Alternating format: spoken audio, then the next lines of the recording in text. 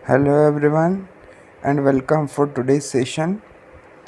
In last session we were discussing about the stock index, that is BSE, Bombay Stock Exchange. Now today we will learn about a very well known word which is frequently used by many stock market person, that is market capitalization. So firstly understand what is market capitalization. Market capitalization is the total value of issued shares of a company which is publicly traded, that is the company which is available for buying and selling on stock exchange. The value of that shares which are issued by public. It do not include any shares which are not issued by company. If company has authorized capital of 1 crore shares but company has issued only 50 lakh shares, then the market capitalization will be calculated on the basis of 50 lakh shares which are issued. So market capitalization is the total value of shares that is issued by company and in multiplication of their current market price.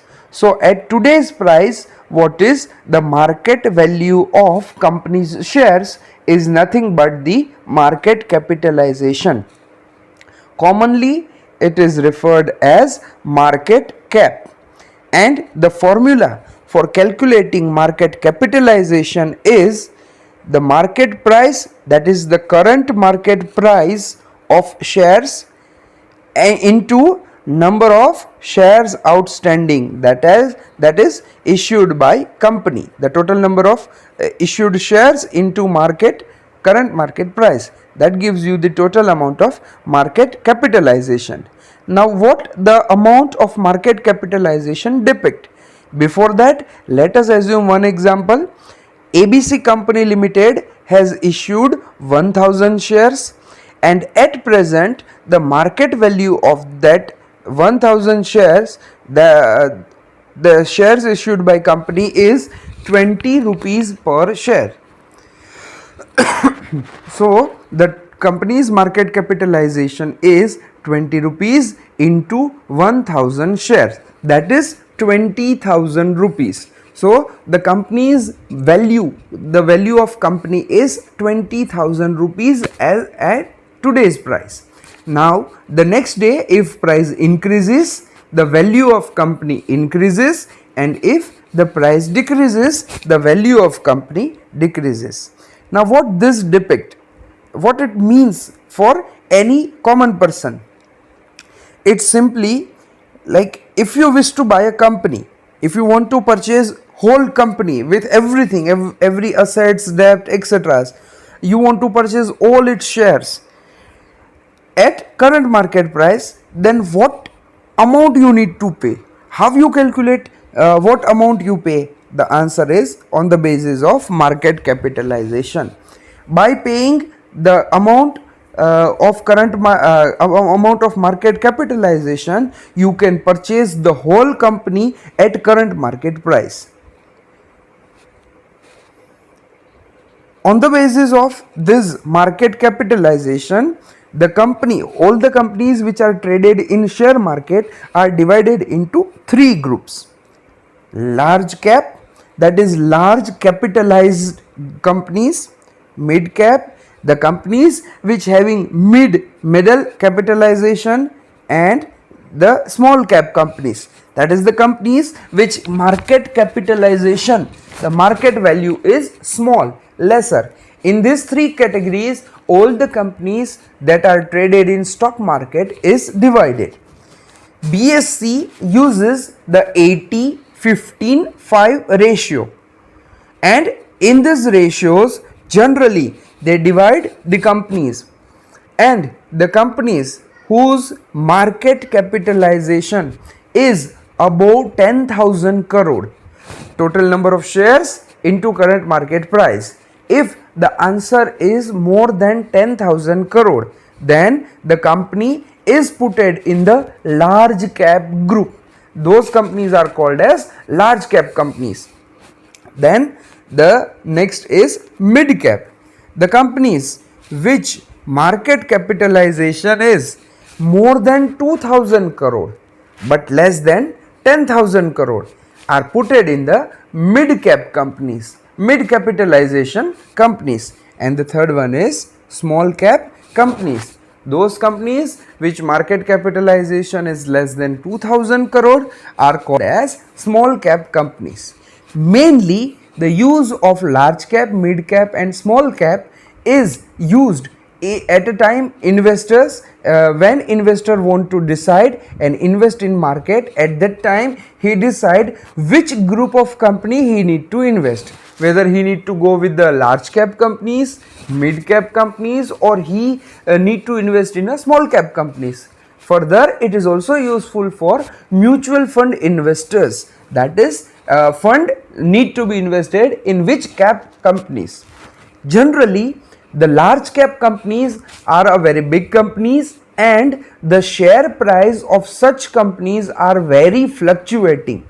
So the beginner, the investor who is starting his investment generally do not prefer the large cap companies. It is a simple implications of this market capitalization. However, it is not always necessary that a beginner investors cannot invest in large cap companies. Here is the comparison given between these three categories for understanding. Amongst this, the first parameter is risk, that is the probability of negative return. Generally, it is believed that the large cap companies are having less probability of giving negative return, that is the risk profile of such companies are less, while the mid cap companies are comparatively high risky, considered as high risky investment as compared to large cap companies, while the small cap companies are considered as very high risky because those companies are having a very small amount of capital base. But at the same time, small cap companies are generally providing a good growth opportunities for investment. The next parameter is probability of exceptionally high return, that is outperform. Generally the large cap companies do not outperform frequently, so the probability is less, while the mid cap companies are having comparatively high and small cap companies are also having high probabilities of outperforming. The liquidity, the next parameter is liquidity.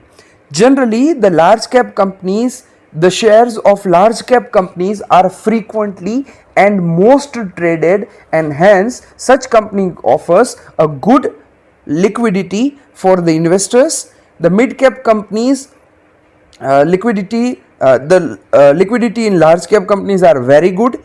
The mid cap companies are having average, that is good liquidity, while the small cap companies are the investors are very less due to high risk profile, and hence the liquidity is very less in such type of companies. And the next parameter is availability of companies related information. Generally the large cap companies are very famous companies and hence their informations are easily available in market, so availability of information is very good in large cap companies. Average, that is good in mid cap companies, while the information is very less and it is not frequently available in small cap companies. So that is all about the market capitalization and understanding of market capitalization. The next is bid and ask rate. The bid rate is a rate at which the broker or market maker are the person who buys and sell the security either on behalf of company or investor. They provide the platform for buying and selling. Generally they are considered as broker. So the bid rate is a rate at which the broker ready to buy the security from investors, that is from us. Broker purchase the security from us, that means we are ready to sell the security. So we want to sell the security, but at which price the opposite person will buy the security? The price at which he agrees, he is ready to buy the security, is called as bid rate, while the ask rate is a rate at which the broker agrees to sell the securities. If an investors like us, we want to purchase the shares, then we have to purchase the shares from broker. So at a price he is ready to sell his stock to us is called as ask rate. So for broker, the ask rate is selling price, while for investor the ask rate is buying price, and vice versa for bid rate. Example, the price quotation of security A. The security A price are quoted as 100.50/75. Always the first price, the price before the comma slash, is always bid rate. So it means if the broker, if we want to sell the security, then broker will purchase security from us at 100 rupees and 50 paisa, and he will sell the security at 100 rupees and 75 paisa. Now in this, the full price is not written, only the price after the price in paisa, that is the price after the decimal point is written. So the broker is will purchase from us at 100 rupees and 50 paisa, and he will sell to us at 100 rupees and 75 paisa. This is the price quotation for bid and ask rate. And the next word is spread. The spread is nothing but the difference between bid and ask rate is called as spread. So in our example, the difference, that is the spread, is 0.25 per share. So whatever number of shares he will purchase and sell, multiply with 0.25. The spread is actually the income of the broker, the difference amount he will earn for buying and selling the security. Now the next point is stock indices.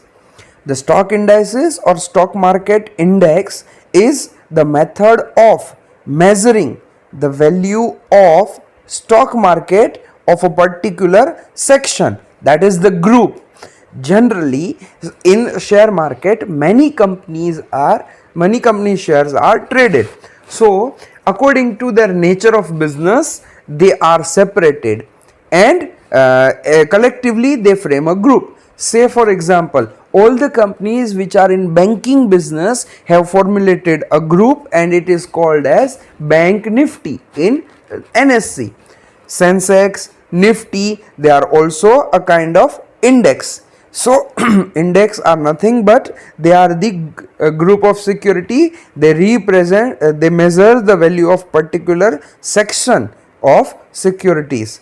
Generally their price are computed on the basis of weighted average method, and stock index is actually tool which is used by investors and financial managers to describe the market and to compare the return of market in comparison with the other specific securities or investment. Say for example, if an investor want to know whether the market is increasing or decreasing, then they take the reference of Sensex and Nifty. If Sensex is increasing, then it is called as the market is increasing, and if the Sensex is decreasing, then it is called as market is decreasing.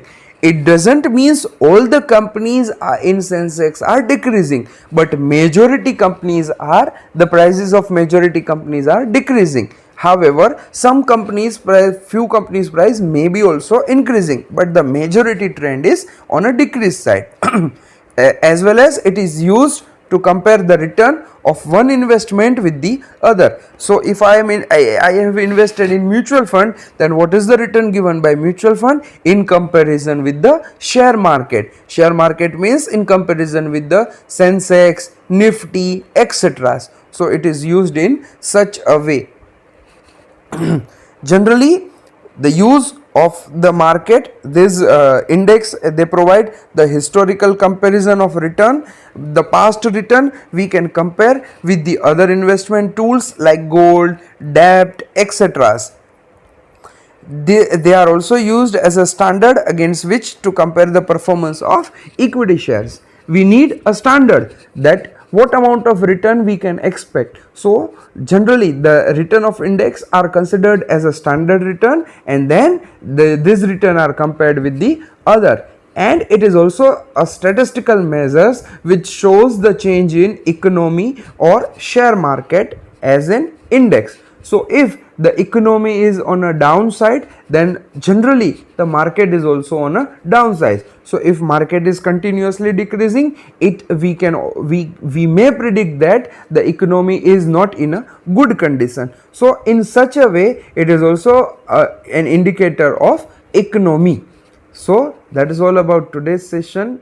Have a nice day. Goodbye.